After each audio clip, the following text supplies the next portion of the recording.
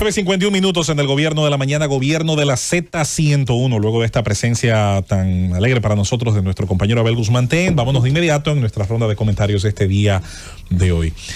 Para sorpresa de absolutamente nadie, por lo menos de nadie que no se base en las buenas intenciones sino en los buenos resultados, dicen comerciantes del país y de distintas áreas que fracasó el proyecto del campo al colmado. Y digo para sorpresa de nadie porque basta con conocer un poco de los fenómenos de mercado de la llamada economía 001 para entender que los mercados, sobre todo cuando se basan en la idea de la libre oferta, libre demanda, libre consumo, y en la idea de que todos los sectores que producen intentan hacerlo en una competencia libre y leal, donde cada quien intenta, además de producir más y mejor, de manera más eficiente, también otros que intermedian intentarán ser más eficientes.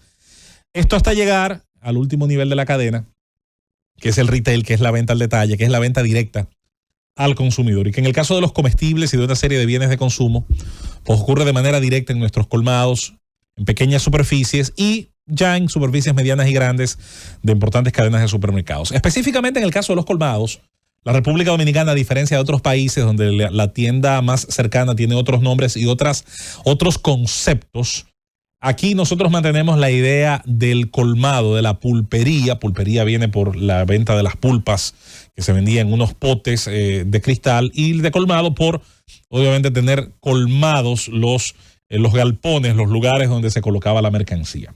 La idea de la venta al detalle dentro de las comunidades más cercanas, más pequeñas, se ha mantenido, ha evolucionado.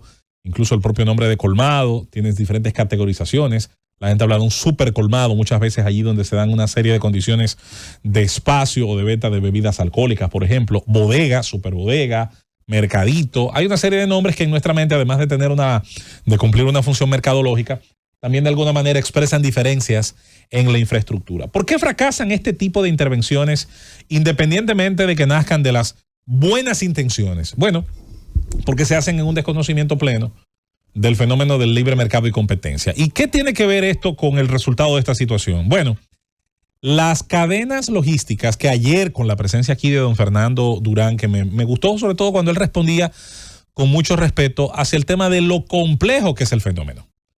Casi siempre cuando alguien sobresimplifica el fenómeno de mercado, tiende a ignorar la importancia que tienen todas las partes que lo componen.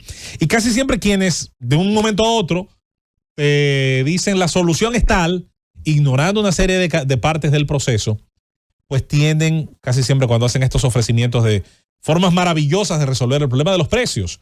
Ayer mucha gente conoció dentro del intercambio que tenían aquí los compañeros Orsendo, Felipe, don Fernando, nosotros mismos, las compañeras Diulca y Julieta. Mucha gente conoció ayer términos que ni siquiera conocía o funciones de las que ni siquiera había escuchado con respecto al tema de desmontar desde el árbol que produce, el fruto que consumimos, pasando por su contabilización en finca, por su venta directamente en las puertas de las mismas, para luego llegar a los mercados donde otros tipos de especialidades participan de la venta y la reventa del producto. El problema de pretender solucionar una estructura de costos, y oiga el nombre ahora que le estoy poniendo, una estructura de costos. El problema de pretender solucionarlo es cuando usted no tiene un conocimiento claro de cuáles son los componentes de esa estructura y a cuál de esos componentes podemos prestarle nuestra atención. Y yo voy a citar un caso, que es un tema tabú para mucha gente, para mí no lo es. No puede haber programas como del campo al colmado, no puede haber programas de ningún tipo que pretendan ni abaratar ni acercar, cuando usted no define dentro de esos eslabones cuál yo puedo, a través de una política o de incentivo o de regulación, yo mejorar. Y yo voy a citar un caso que es muy simple desde el punto de vista del diagrama, pero que es muy complejo desde el punto de vista de su solución.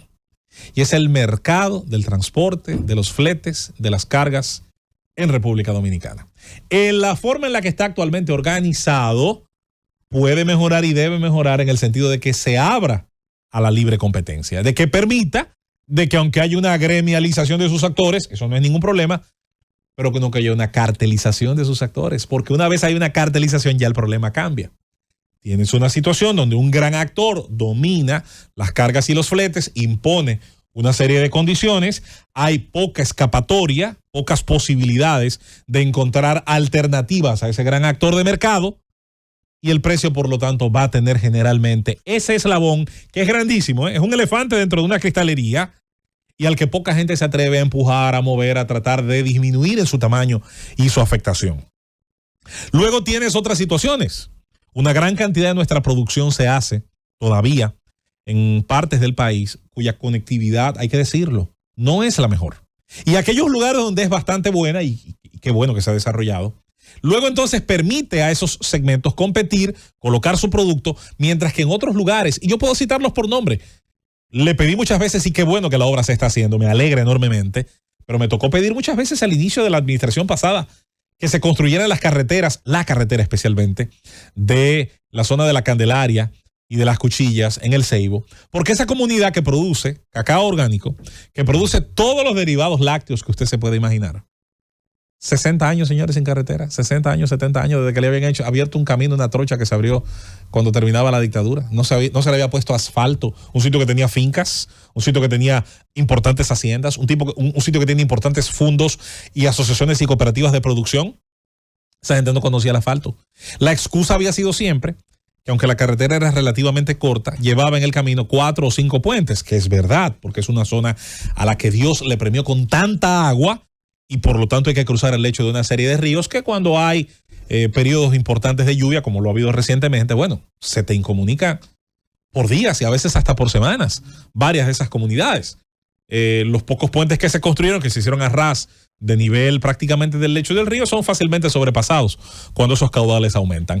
Toda esa producción que tiene calidad, que se ha hecho, incluso mucha gente ha decidido acudir a buscar, a comprar los esquejes, las semillas, que son las que van en estos momentos, las que consume el mercado, tienen que agregarle el sobrecosto de sacar esa producción de ahí. El intermediario que vaya a la puerta de esos fondos, de esas fincas, de esas cooperativas, a comprar ese cacao orgánico, a comprar los cítricos, a comprar la leche y todos los derivados, la cuaja, el yogur, lo que sea que se produzca, ese sobrecosto no se va a quedar con él en su bolsillo, lo va a asumir, porque nadie hace ninguna actividad económica por amor a la Virgen de la Altagracia, ni por amor al prójimo. Es, como decía un gran escritor de economía, Adam Smith, es del legítimo derecho al lucro que el panadero nos vende pan. Nos vende pan no porque quiera alimentar a la humanidad, porque sí. Es porque también quiere comprarle a sus hijos unos zapatos nuevos. Es porque quiere también mejorar su condición de vida. Y en vez de calor, tener un aire acondicionado. Y ese legítimo interés de lucro, eso que llamaba la escritora Ayn Rand, el egoísmo positivo, hay que entenderlo cuando estos fenómenos los presentamos con toda la parafernalia y está basado en las mejores intenciones. Las intenciones nunca han sido el combustible del progreso, lo son los resultados. Y las políticas de los buenos resultados, además de tener buenas intenciones, deben tener capacidad, comprobabilidad, factibilidad. Y todo esto se hace en la fase de la planificación, en los levantamientos, en los estudios. Tenía penosamente que fallar. Y tenemos que darnos cuenta ahora cuando vemos a los comerciantes, a los mayoristas, muchos de ellos aplaudiendo cuando se hacen los anuncios o los invitan, a veces creyendo que las cosas van a funcionar porque sí.